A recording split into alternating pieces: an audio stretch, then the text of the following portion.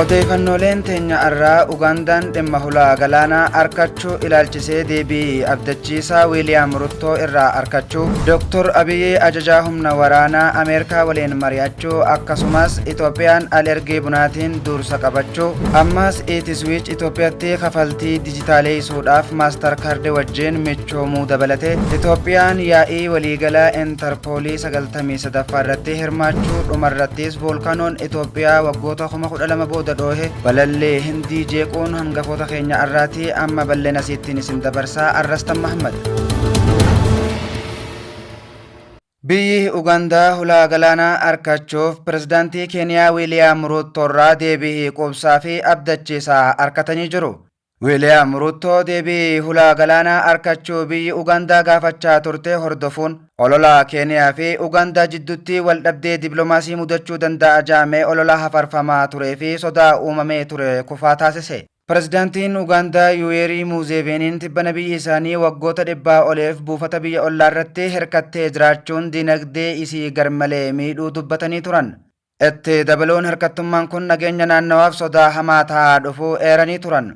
Pirezidaantiin Ugandaa biyyi isaanii karaa garba hindiin hulaa galaanaa arkachuun dirqama ta'uu fi gama Keeniyaan deebii gaarii abdii guutuu akka argachuuf jiran dubbachaa turuun ni yaadatama. Pirezidaantii Yoweri Museveniin eebba pirojektii guddaa biyyi isaanii qabdu irratti Wiiliyaam Ruttoo afeeruun kan wal argan yoo ta'u, pirezidaantiin Keeniyaa Wiiliyaam Ruttoon dhimma obbolummaa Afrikaa dubbii jabaa itti wal jabeessinuu fi rakkoo uummata Afrikaan ilmaanuma isiitiin furmaata argachuu akka qabu cimsee dubbatee jira. Pirezidaantii Ruttoon sababa hulaa galaanaa kanaan biyyoota lamaan jidduutti walitti bu'iinsa uumamuu danda'a jahuu qaamolee ololaa farsaa turaniifis deebii hin dadhabinaa jahuu kennuun abdii kutachiisanii jiru. Ugandaan karaa Keeniyaan karaa galaanaa arkachuuf walitti bu'iinsa hin barbaachisu biyyoonni lamaan gama daldalaa fi bu'uuraalee misoomaan hariiroo cimaa qabaachuu kaasuun tumsa kana caalmatti cimsuuf murannoon kan itti deeman tahuu mirkaneessan. Ugandaa fi Keeniyaan obbolaa waan ta'aniif tumsaaf malee ololaaf iddoo hin kennan jechuunis yaadachiisan. Wiiliyaam Ruttoo biyyi Ugandaa karaa Keeniyaatiin karra galaanaa akka argattu eeyyamamoo ta'uu isaanii jala muranii mirkaneessuudhaan bu'uuraalee misoomaa waloo caalmatti babal'isuu, walitti hidhaminsa daandii baaburaa sarara daddabarsa boba'aa akka Afrikaa bahatti biyyoota fakkeenyummaa olaanaa qaban ta'uus eeranii jiru. Wiiliyaam Ruttoo pirezidaantiin Keeniyaa daawwannaa investimentii biyya ollaa isaanii Ugandaan qopheessite irratti keessummaa kabajaa ta'uun hirmaachuu Keniyaan Broadcasting Corporation All Africa.com fi Daily Monitor gabaasanii jiru. Muummeen ministeeraa Dr. Abiyyi ajajaa humna waraanaa United States waliin mari'atan.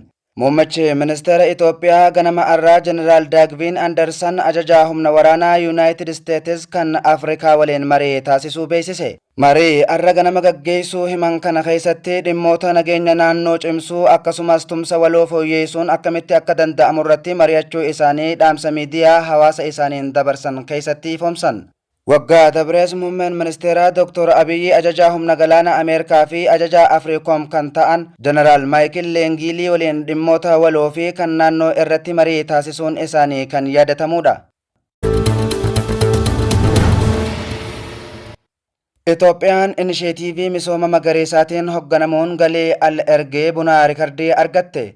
Itoophiyaan galata inisheetiivii misooma magariisaa fi xiyyeeffannoo mootummaan tarsiimoo industirii bunaa irratti qabduun bara bajataa 2024-2025tti galii bunaa al-ergii galmeessisuun rikardii cabsitee jirti. Biyyattiin bunaa toonii 470 ergoon galii doolaara biliyoona 2.65 ol kan argatte yoo ta'u damichaaf milkaa'ina guddaa ta'ee jiraachuun gabaafame. Mootummaan Itoophiyaa buna dinagdee fi jireenya lammiilee miliyoonaan lakkaa'aman keessatti gahee olaanaa waan qabuuf dursa kenne. Milkaa'ina kana duuba wantoonni ijoo ta'an haaromsa mootummaa dhiyeessii fooyya'aa tattaaffii biqiltuu bal'aa fi gabaa idila addunyaa haaraa argachuudha. Itti aanaan muummicha ministeeraa bu'aa ba'ii kanarratti haasawa taasisaniin oomisha bunaa deeggaruun barbaachisummaa itti fufinsa naannoo ibsan. Bishaan biyyee fi sirna iikoo eeguuf carraaqqiin godhame jalqabbii kanaaf giddu galeessa ta'aa jira. Fuuldura yoo ilaalle mootummaan alergii gara toonii 600tti guddisuun yeroo dhiyootti doolaara biliyoona 3 argachuuf galma guddaa kaa'ee jira. Ministeerri daldalaa damichaa jireenyaa namoota miliyoona 25 ol deeggaruu keessatti gaheen qonnaan bultootaa olaanaa tahuu cimsanii dubbatan. Bal'inni gabaa fooyya'insi qulqullinaa fi carraawwan naannoo daldala walabaa ardii Afrikaa uumuu alergii buna Itoophiyaa daranni jabeessaa ja'ameeti eeggama. Abbaan taayitaa bunaa fi shaayii Itoophiyaa rakkoolee gatii bunaa keessatti mul'atan furuuf kutannoo mootummaan qabu galateeffate. Hojiiwwan itti fufinsa qaban kanneen akka agroofosterii kunuunsa heddummina lubbu qabeeyyii fi haala qilleensaa madaqsuu oomisha bunaa Itoophiyaaf furtuu ta'aa jiru.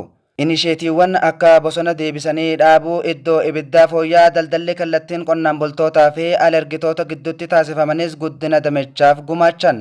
Itti fufuunis guddinni gabaa irratti xiyyeeffannoo cimaa kan qabdu Itoophiyaan oomisha bunaa addunyaa irratti adda duree ta'uun ejjennoo isii cimsuuf qophii tumurtee jirti. Dhaabbanni Eetiswiich Itoophiyaatti kaffaltii dijitaalaa guddisuuf maastar kaardii wajjin michooman. Eetiswiich tajaajila kaffaltii dijitaalaa Itoophiyaatti guddisuuf maastar kaardii waliin tumsa haaraa taasisuu beeksise. Waliigalteen arra mallattaa'e kun sirna kaffaltii Itoophiyaa toora faayinaansii addunyaa waliin haala nageenya qabuun wal qunnamsiisuuf kan kaayyeeffatedha. Walta'iinsa kanaan Eetiswiich furmaata kaffaltii maastar kaardii walitti makuun dhaabbileen daldala Itoophiyaa filannoo kaffaltii idil addunyaa akka argatanii fi carraa daldalaa daangaa qaxxaamuran irratti akka babal'atan ni taasisa. Dabalataanis baankonni Itoophiyaa dandeettii kaardii kaffaltii sadarkaa idil addunyaatti fudhatama qabu kan ATM manneen daldalaa fi daldala toora intarneetii irratti fayyadamuu danda'an kennuu ni argatu. Misoomni kun mijannaa fayyadamtootaaf fooyyessuu fi daldalli faayinaansii sirrii nageenya qabu guutuu diinagdee Itoophiyaa keessatti akka ta'u ni taasisaa ja'ameeti eeggama. Ogeeyyiin walta'iinsi kun bu'uuraalee kaffaltii dijitaala biyyattii tarkaanfachiisuu fi guddina diinagdee guddisuu keessatti gahee olaanaa qaba ja'anii amanu. Itoophiyaan yaa'ii waliigalaa Interpoolee 93ffaa irratti hirmaatte.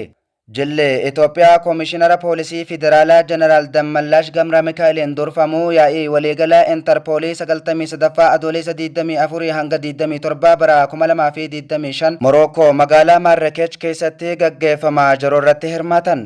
Koomishinar Jeneraal Dammallaash Gamraa Mikaa'elii fi Daayirektarri olaanaan nageenya biyyaalessa Morookoo Abdullaatii Hamoochii yaa'ii kana cinatti waliigaltee mallatteessan.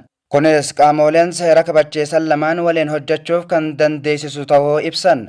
Yaadannoon waliigaltee qaamoleen seera kabachiisan lamaaniin mallattaa'e kun yakkoota gurmaa'ee daangaa qaxxaamura waliin ittisuu fi leenjii fi nageenya irratti tumsa taasisuu kan dandeessisu ta'uu poolisiin federaala Itoophiyaa beeksisee jira.